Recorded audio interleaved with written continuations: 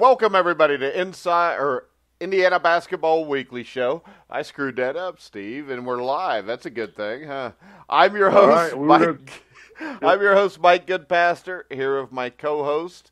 Help me welcome to the show, 1981 national champion, Steve Risley. Yeah, we were going to talk about how good Indiana was doing with turnovers, and here you go. Right, you start the show off with a turnover right off the bat. I know, but hey, the good thing is I plan on stealing the ball back before they score, so we'll be all right. You know, why is it when I first came on this radio show with you, there was this whole long line of dissertation and everything I'd accomplished. Now it's just down to national champions. Well, I don't know. We were talking about the Hall of Fame and all this stuff, and now we're just talking about being a national champion. Boy, I tell you what. I figure everybody from by now should know what you've done. I guess. It's not about me. So, what'd you think? I thought Indiana is continuing to make really good improvement. I think I really like what I'm seeing. Offensively, especially. I know we'll break it down and talk about it, but what were your thoughts on the last two games? We're talking about Arkansas State and then going into Eastern Michigan. Well, I'll tell you, after the Arkansas State game, and I talked to you, I think we both felt kind of the same way, that this team could be in some trouble. But I think today they came out against an Eastern Michigan team who's got a couple really good players. They were undefeated.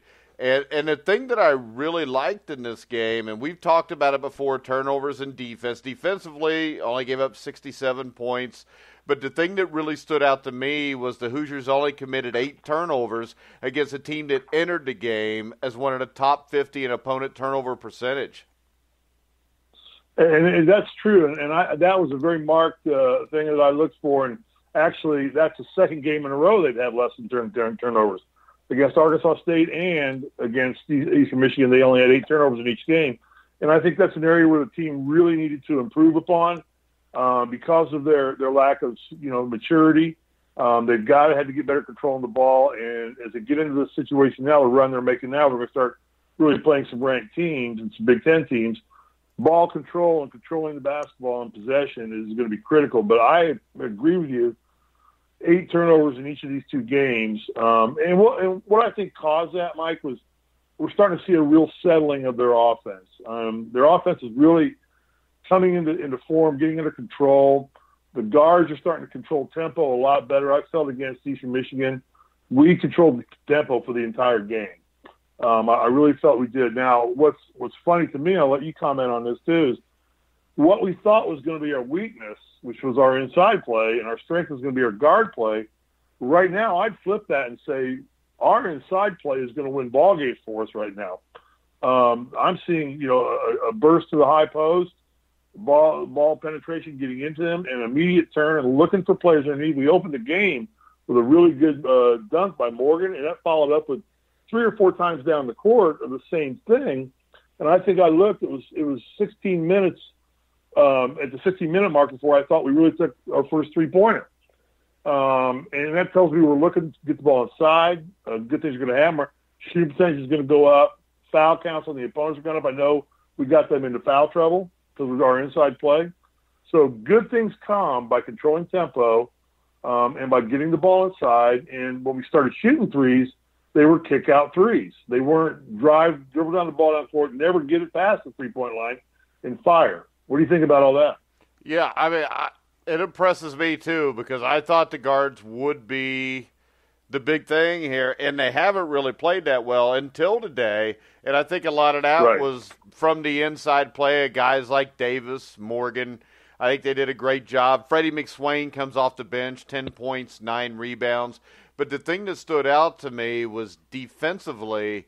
I mean, Eastern Michigan has a center by the name of Jason Thompson IV, who's a very good player. They held him to 10 points and 8 rebounds in 36 minutes. And other than Elijah Minnie going off in the first half, who then they got him in foul trouble, and usually that's a byproduct of your offense inside. I agree. I mean, and I think that our inside play right now is elevating, raising tide raises all buoys. I agree it's making our guards play better. And our guards are starting to play within themselves. I think they're feeling good because they're getting their shots and they're getting, set up shots. I know all the hoopla when Colin came in. His 3 was a kick out three and a kick right back. They looked in, they passed out, came back out. Tom passed it back to him, boom, wide open three. I mean, the shots it's good shot selection. I never want to say 3-point shot's not part of the game. It shouldn't just be the game. And I think now they've really got a good balance of inside-outside play, which is just going to make us harder to play. Our inside guys are starting to pound and beef a little bit more. I thought we clearly out-rebounded them. What was the rebound count? 37-29 on total rebounds. I don't think still we're effectively blocking out good, but we were there. We were in position. Defensively, I looked, and there was always 3 white shirts down around the ball grabbing a rebound. And I don't think that Eastern Michigan got that many offensive putbacks, not nearly as many as we did. So I'm really pleased, but I think our inside play is really going to elevate offensively our entire structure, which is going to make us just harder to play. Yeah, and you talk about offensively. I was worried coming in. Eastern Michigan's coach, Rob Murphy, is a big Jim Boeheim disciple, former Syracuse assistant. So, I mean, they came out in the 2-3. They're a long team, and I thought Indiana handled it better than what I thought they would have. They were crisp, precise with their passes. The ball and player movement, I thought, was a lot better than it had been at any point this season. And then you look, when you're hitting 12 out of 21 behind the three-point line, that's a lot of dribble, kick out, or dribble penetration, kicking the ball out, where before it seemed like early in the season it was they would stand around the perimeter, throw the ball around each other, and then after a while somebody would just throw the damn thing up. Yeah, no, I agree entirely. I mean, our shooting percentages for the game were 53 from 2-point, 57% from 3-point shots. That bodes exactly to what you're saying. We're getting a better quality 3-point shot. Johnson scores 18 points in the game, and Newkirk scores 17. So they're getting their shots, but they're getting up more high-quality shots. And we're dumping the ball inside. So the whole offense is starting to click really well. I like the fact that they're sharing the ball, and it doesn't seem at this point that anybody's really caring who's scoring. And I see a really good ball movement, really good penetration, everything you're saying offensively. So I think we're all both in agreement. Our offense has made great strides. Now, that's the mark of a young team because everybody thinks the glamorous part of the game is offense and scoring.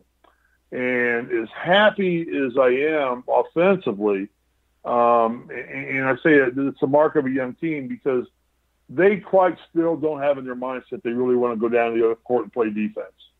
They're getting a little better, but I'm still seeing, had Eastern Michigan been paying attention, and even the announcers on the game brought this up, we jog down the court on defense. Yeah. We don't bust to get down into position. And if a coach picks up on that and says, well, they don't hustle back, let's fast break them. And Indiana's going to get killed defensively, but they still haven't taken the same shine to defense that they have on offense.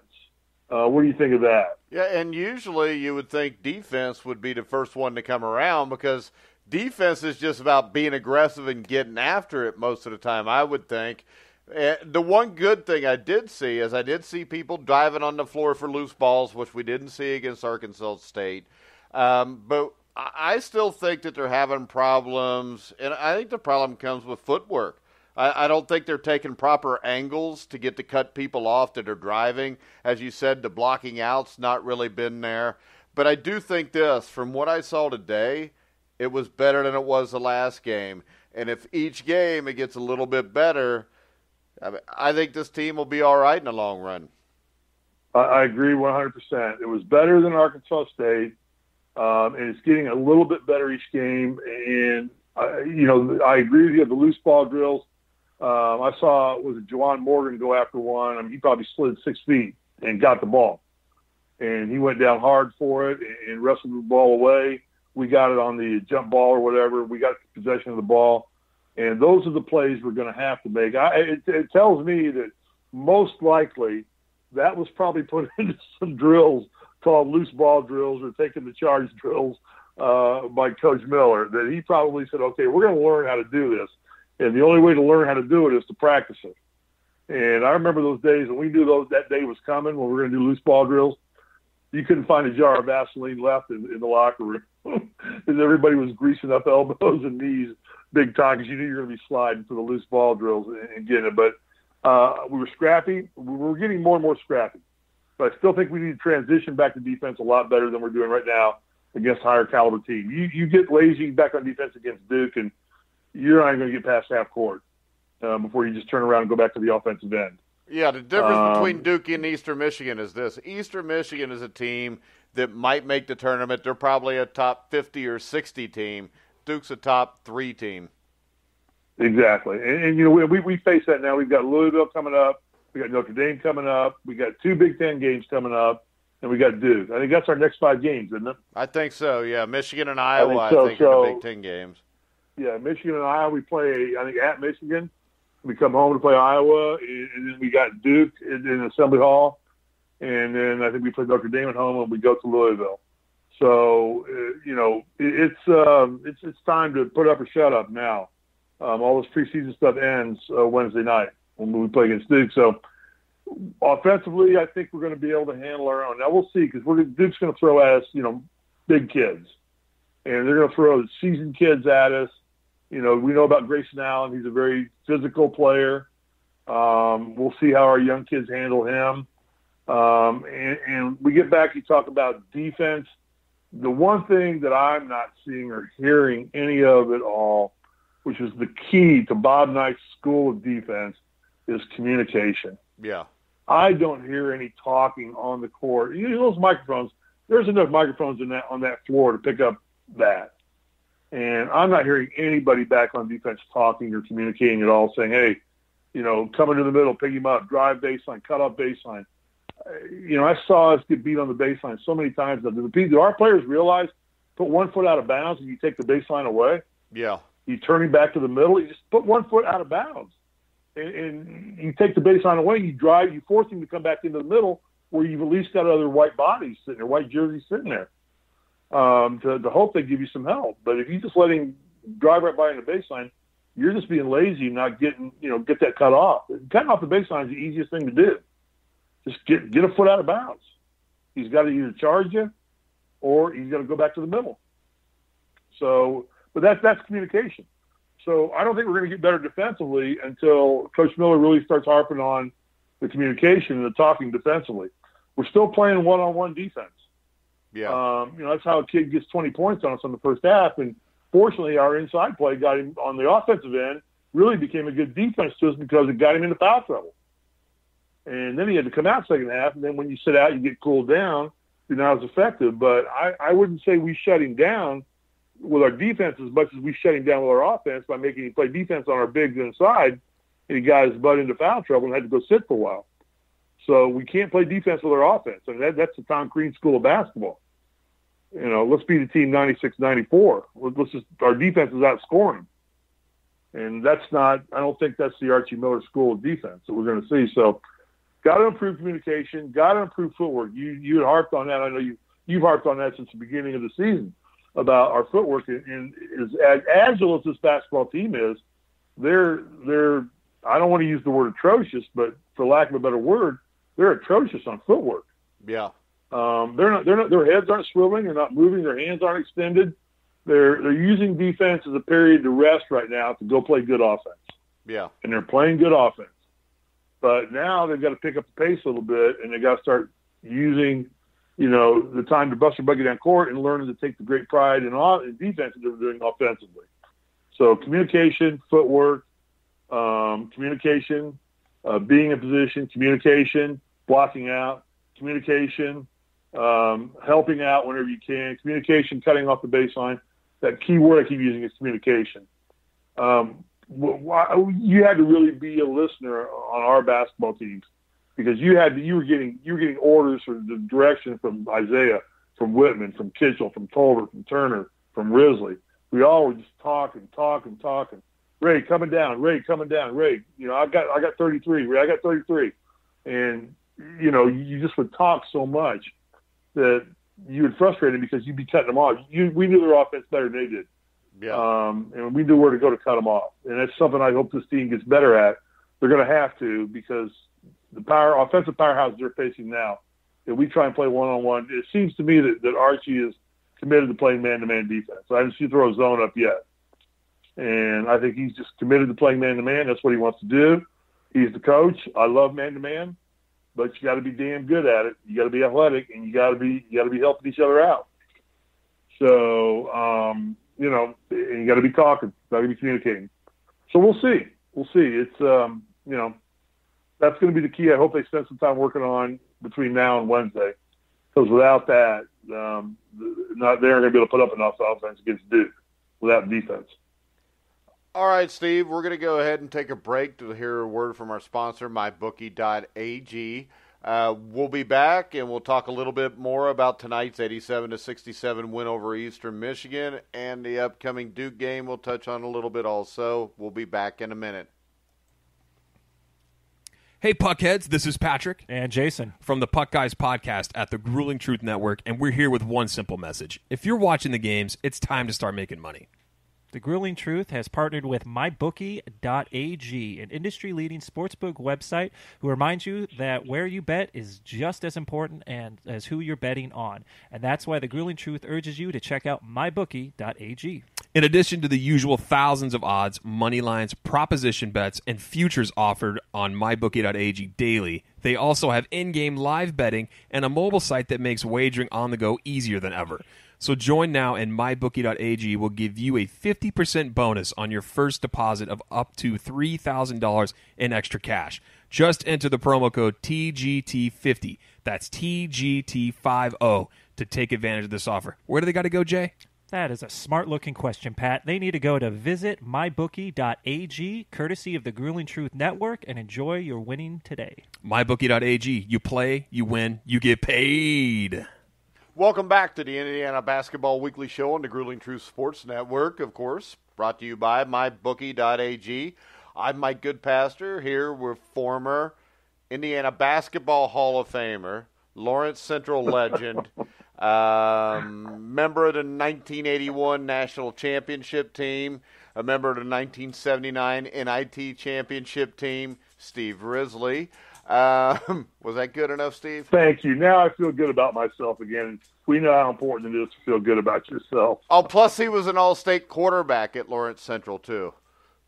And a McDonald's All-American, which I get a free Big Mac once a week for the rest of my life. Do you really? How about that?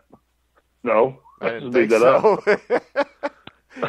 That'd make that a hell of a lot more important award then, wouldn't it? I haven't had a McDonald's sandwich in God knows how long. One of the things I really liked, I really like what Coach is doing is this 1, 2, 3, 4. He had 8 kids in double-digit minutes. So he's putting people on the floor, and that's what you have to do for the Big Ten grind. You got to have an 7 to 8 to 9 man rotation. He's developing depth. He is. He's developing depth, and I'm really pleased to see that. A lot of kids getting good significant minutes. 3 or 4 kids with over 30 minutes, 3 kids over 30 minutes, which is good. Means they don't have the same 5 guys on the court all the time. It was good to see the return of Colin Hartman. I think Colin's going to spiritually and emotionally add a lot to that basketball team. I don't know talent-wise if he's going to make that big of a difference, but I think you're going to see the leadership by example that you and I have talked about throughout the course of the season, what this team is lacking. And I think Colin knows his role. He's going to fit into it well. And like I said, I've known that kid since he was a 7th grader and coached him some and had him over at our house quite a bit and became good friends with my son. And he's a good kid. He's a very committed kid. He knows what his role is. And I think that he's going to be a really, really welcomed addition to this basketball team and to Coach Miller right now to mature these kids out very quickly because, like I said, usually we didn't start the Big Ten until January, and we had all December to play in these types of tournaments and things of that nature. And, Big Ten starts first week in December. So the addition of Colin back, hopefully we can keep him healthy, and, he stays in the leadership role that he's in and does what he needs to do to lift other kids' spirits and get other kids in the line. I think it's going to be a really good addition to this basketball team. It's good to see Zach McRoberts come in and hustle. You bring in 2 kids like that off the bench, They aren't naturally gifted, but they go out and play hard. And I go back to my old theory, rising tide raises all buoys. Zach comes in and misses a couple A's, but Bus gets his own rebound, puts it back up and in. You just see that kind of effort from kids, and it raises everybody. It raises the crowd up. Crowd got really excited when Colin came in. Crowd got excited when Zach scored. That just raises the whole intensity level in the whole building. And gosh, we're going to need that against Duke. We're going to need 18,000 people on top of the 5 on the court to have a chance to play with Duke. Yeah, and another guy that I think's performance was huge for the Hoosiers tonight is everybody will look at Robert Johnson's 18 points, but I think the most needed performance was Josh Newkirk, who hadn't even scored in double figures yet this year. He came out, he hit 5 3-pointers, scored 17 points, 3 rebounds, 4 assists. I think he's a guy that they really need to be able to come into the game and take the game over at times. I couldn't agree with you more. I actually look at Josh Newkirk as the Quinn Buckner of that basketball team, or the Isaiah Thomas in terms of leadership. I think Josh needs to accept that role, step up, and take it. And, again, I think that's integral for this team. And I think more than Johnson. Johnson's an offensive player. He's a scorer. And I think he's going to focus more on the guard scoring for him. But Josh has that ability to come in and give you an important 17 points, 20 points or 15 points, make the important leadership decisions, find the open man. He was threading the needle with his passes, crisp, clean passes, doing everything he needed to do. He needs to go watch the film and see what kind of leadership he probably doesn't even know that he provided for that basketball team tonight.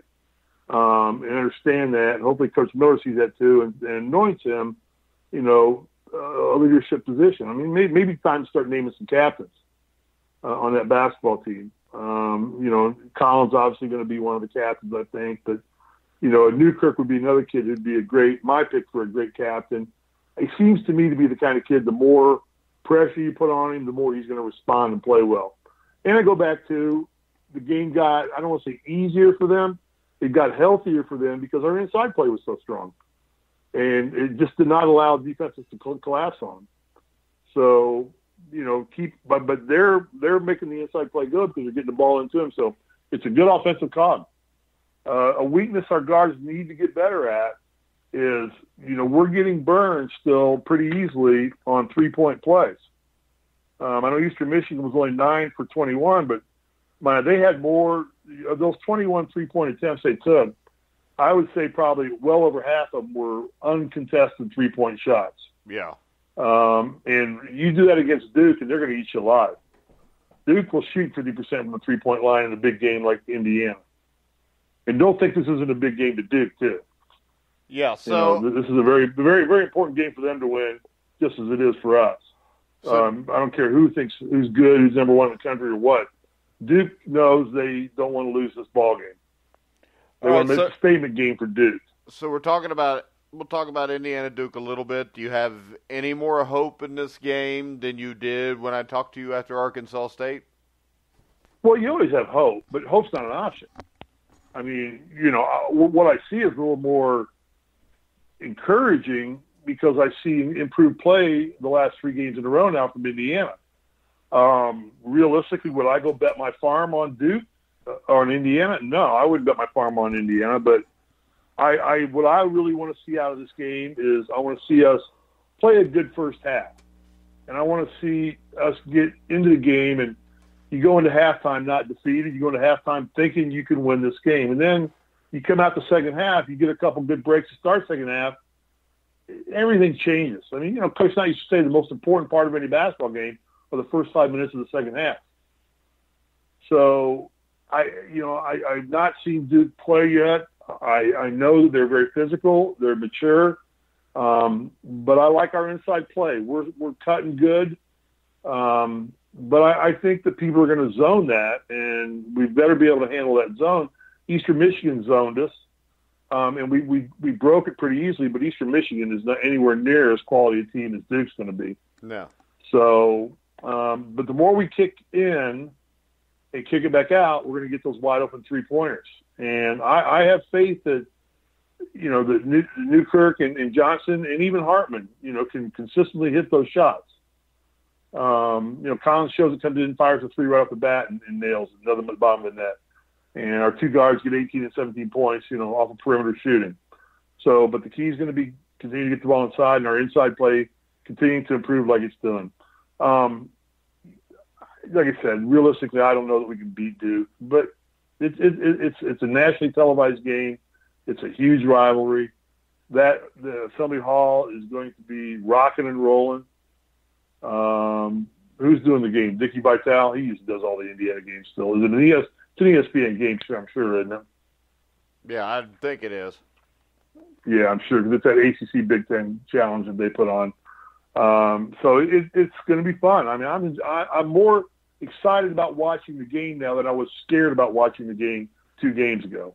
Yeah. 2 games ago, I was like, oh, God, just get this over with and don't put us in such a dump that we bombed the first 2 Big Ten games.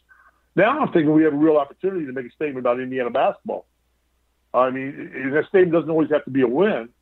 It has to be to go out and play hard and be competitive and be relevant. And I think those are the things I'd be talking about to my team right now. And if you're competitive and you make yourself relevant and you play hard, you're always going to have a chance to win a ball game. Yeah, because they can definitely shoot the 3, and that can be the great equalizer. They just got to make sure that they don't get caught up in just shooting 3s to try to win the game. No, I agree, and they did not do that tonight. They did not, but look, and they did not do that. And look how it was the best offensive night for our 2 guards. Yeah, because before we were forcing the 3s. Today, right, exactly. We were letting them come to us as they got open. Mm-hmm. And we were getting wide open 3s and shooting over 50% from three-point line. Tells you how good our long-range shooters are. Wide open 3s, if we shoot 50%, Duke's in trouble. Yeah. Duke's got a ball game on their hands. Yeah. I don't care what they've got inside. If we can shoot 50% from the three-point line, Duke has got a dogfight. So I thought it was a real positive step. I'm very happy. I think we've got to clean up and get tougher. I'm really mildly surprised that we're not better defensively yet. Don't seem to be progressing defensively as fast as we are offensively. I'm thrilled with our offense right now. This team is getting the ball inside and using inside big man play the best I've seen in the last 9 years. I mean, we have offensive plays now. We talked about that at the beginning of the season about not seeing any sets being run, things like that. You're seeing it run all the time now. Yeah. And players are looking for other players. I mean, it's like you see the ball come into the top of the key and it goes to one wing, and that whoever's got the ball, be it Morgan or whoever, is automatically looking for the other player flashing in. And he's flashing in, and he's there, and we're getting wide open bunny layups underneath. It's not going to be easy against Duke, but it's going to be doable. You make cuts like that, and you make offensive plays like that, and you're going to get yourself open and get layups. Yeah. All right. Well, we'll talk more. We're not going to go too much more into it because we will have a Indiana Duke preview show Monday night live on thegruelingtruth.net. We're looking at 9 o'clock Eastern. That good, Steve? 9 o'clock Eastern sounds good. Very good. Let's do the show 9 o'clock live. Again, we have a Twitter page, Grueling Hoops, at Grueling Hoops, Twitter. Got questions? Please fire them in. Join up and follow us. We're starting to put content on there. We're putting the replay of the radio broadcast on there.